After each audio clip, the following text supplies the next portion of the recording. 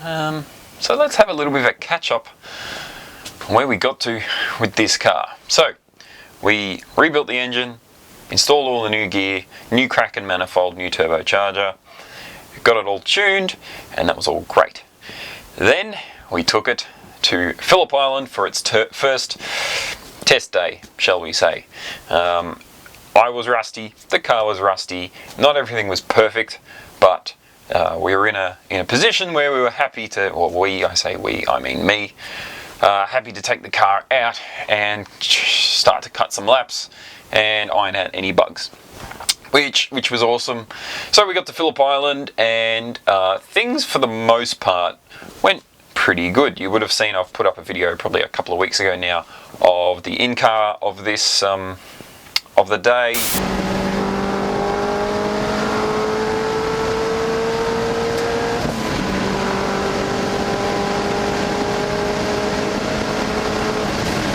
And it went okay. There was a few little niggles. Let me detail some of those. So first of all, we played with the water pump settings that the ECU controls the water pump. We fiddled with those to try and get the pump to be more reactive, or more quickly react to temperature change in the engine. So effectively try to get the engine up to temp as fast as possible, but then hold it at that sort of high 80s, low 90s coolant temp.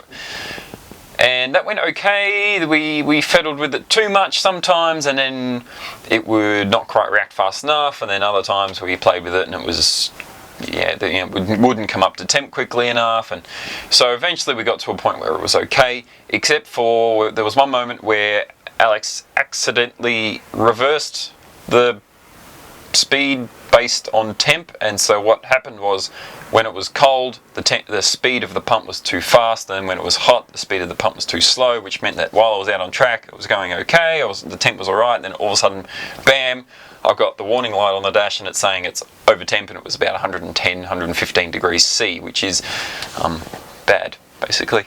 So immediately I backed off, because thankfully the warning lights, brought that sort of information to my attention, and within half a lap it was back down to 80, 90 degrees something, within a sort of a safe level. But that was probably the scariest part of the day. You don't want to cook an engine on its first day out, but that brings to light the fact that you've got to be careful with what you're doing when you play with these things.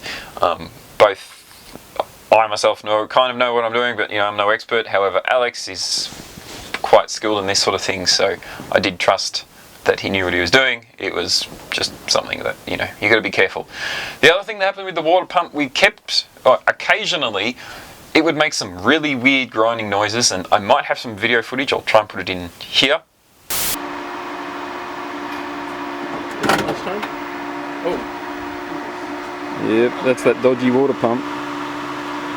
Anyway, it would make this weird clunky grinding noise, and it sounded like it was grinding itself to bits, like the mechanically internal components of the pump were not happy. It was really weird. It only happened when we were in the pits, and it seemed to only happen when the laptop was hooked up to the ECU. And we could induce it sometimes, but not other times. I never noticed it any other time other than when it was sitting in the pits and the car wasn't running. I then pulled the pump apart, and I'll put together a video on how that happened. I pulled the pump completely apart, put it all back together, found nothing wrong with it. It all looks fine. It all spins freely. It has all the bearings feel good. The seals look fine. So I think it's some sort of weird interference between the laptop connected to the ECU and the ECU's output to the pump, and somehow they were causing it to make a weird noise. So what does that mean? Don't run the pump while the ECU's connected, I guess. ECU's connected to the laptop. But I'll keep an eye on it. So far it's been fine. Other than that, I haven't noticed an issue. Issue number two that we had was we turned on some of the safeties in the ECU to try and protect the car, protect the engine. One of those was around AFRs and keeping an eye on them and making sure that the FU ratio that the ECU was seeing back from the O2 was within the range of sort of a set table.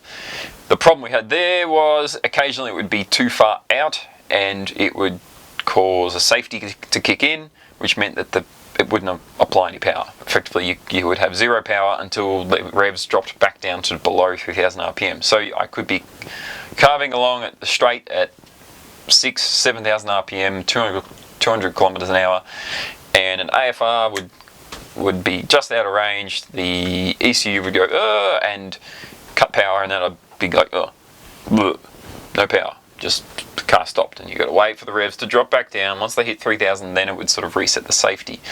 Of course, the safety is there for a reason, to try and catch issues. We probably had it set a bit too aggressive, and it was kicking in more than I would have liked, and it made the car hard to drive. You couldn't do consistent laps, and that's all well and good. We're still ironing out the bugs, and that's what a test day is for, is to set these things up and get those tolerances fair, that we're capturing the issues but not having false positives and then rendering the car hard to drive or causing it to error out like we were seeing. So we did fettle with that and played with it to try and improve it. We also found there was an alternator control setting that wasn't quite perfect, and we were getting weird battery levels. So Alex has adjusted that, and that may also help with some of that AFR settings causing the safeties to kick in, which we don't want. Other than that, the car has plenty of power. I thankfully didn't experience any sort of wheel spin or anything, so we're still able to control that power, but we are at the safer levels of 300-ish horsepower, a little bit more maybe, but it's still quite drivable. I really need to learn how to get used to it again. It's been a while since I've driven at speed in this car, so we're still ironing out the bugs. Never got not a single good fast lap, unfortunately, but we're matching sort of the times that the car did without a turbo. So I was doing 150s back then, I'm doing 150s now. This car is well and truly more capable of that. It's lighter, it's got superior aero, and twice the power. So we know we'll be doing less than a 1 minute 50 at Phillip Island once everything gets back into the groove. I get back into the groove, the car settles, and we iron out all the little niggles. The other thing I did have, the third issue perhaps, is I'm really disappointed in the gear change, the gear shift. I don't know if it's a symptom of more power or if the gearbox was just always that shit and I never really realised it, but it's really terrible to change gear, and it's real clunky and it doesn't go into gears nicely, and I'm missing gears, and I never had these problems before, so I don't know what the story is. Maybe I just need to slow down with my gear changes now that there's more power, and engine mount wise, diff mount wise, it's all much stiffer, which should hopefully reduce movement in the driveline, which should mean that the shift doesn't move around as much as it would in a normal car. This gear change has just been really disappointing lately, and I don't know. I'll keep at it, and worst case I'll try maybe a short shifter or something. I'll try a different shifter. But I mean, I knew gearboxes were always going to be a problem in this car when you start increasing power, but it's not that the gearbox is failing or suffering or wearing out, really. It's just crap to change. And it is a 6-speed. They've always been a little bit disappointing compared to the 5-speeds generally. 5-speeds are considered nicer on the gear changes, but of course 6-speeds may handle the power better, so we're going to stick with the 6-speed, that's for sure. At least for now. Potentially in the future we will consider a gearbox alternative, but it's way out of budget at this point. Other than that, everything's gone well. There is some more stuff that still needs to be done to the car. I need to now do another oil change. We've still got the running oil sitting in there. It's sort of its second or third change, so we'll flush it out. We'll probably put the full synthetic stuff back in now. I've got a few little bits and pieces I want to clean up and fix and change. Probably need to recheck the alignment again. I've got a nice new sway bar I'm about to install. That is going to be awesome, and when I get to doing that, I'll try and bring you along for the journey. It's a complete change of the sway bar setup, and I'll say it now, have a look at HM Speed Shop. I won't tell you any more, just have a look at HM Speed Shop. I'm also going to redo the front vents on the front fenders. They're getting a slight revise, upgrade, and there's a little bit of cleaning up here and there that needs to be done.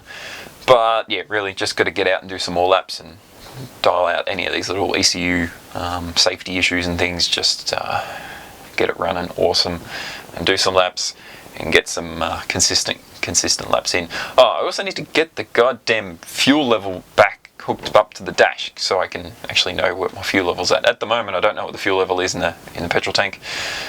The sensor is run into the Mega Squirt and then onto the dashboard, but I've disconnected it until I get, there's a little thing I've got to get to fix that up. Then I'll have a digital readout of the fuel level. Yeah, it's kind of where the car's at and what's going on. So it's been about a month since I've driven the thing. It's been sitting. I've been busy with stuff like the Formula One's been on here in Australia, and we've done a couple of track days in the other car, so just been distracted. It's not always, I don't always have time to work on the thing or drive the thing. So hopefully get back into driving this car, working on it. I've got a bit more time again hopefully now.